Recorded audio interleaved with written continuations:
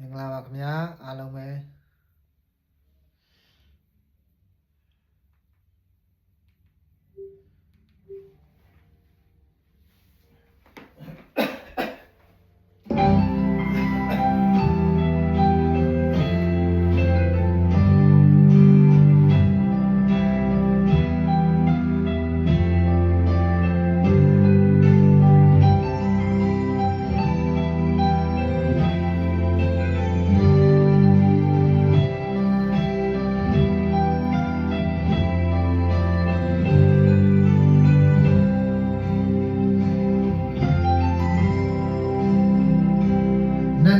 ခေစီနေတော့အဝေးမလွင်မီနေအောင်ကြီးအရှိရကအကျိုးဆိုင်ပြီးမကြည်လင်နာတွေအမောင်ရိတ်တဲ့တိတ်ခဲကွယ်မကြခင်ဆိုရင်မိုးလင်းလို့ထားတော့မယ်ဝေဟင်ပေါ်ပြန်တန်းတဲ့ညက်ကလေးတွေ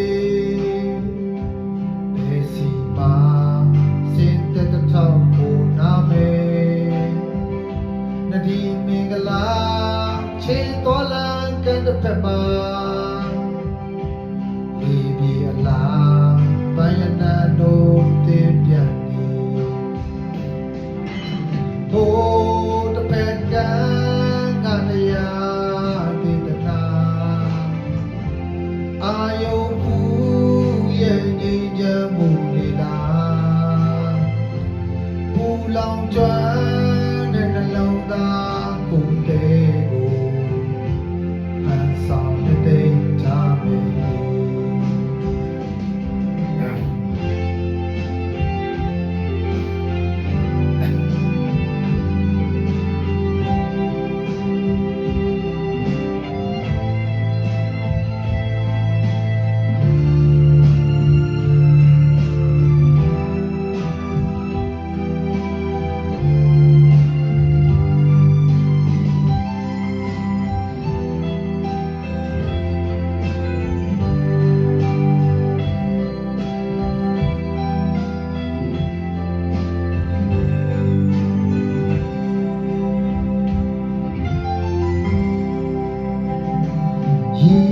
ရာခီးလန်းတော့မရောက်သေးမီကျင်နာသူ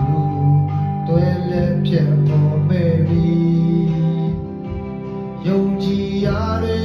ပျောက်ဆုံးလို့ဝေးမသွားခင်ဒီရင်ွယ်မှာမင်းမြင်တူဆိုဖို့ဟိုးတပက်ကတရားဒေသနာအာယုတူရဲ့ငြိမ်းချမ်းမှုလေးလားပူလောင်ကျွမ်း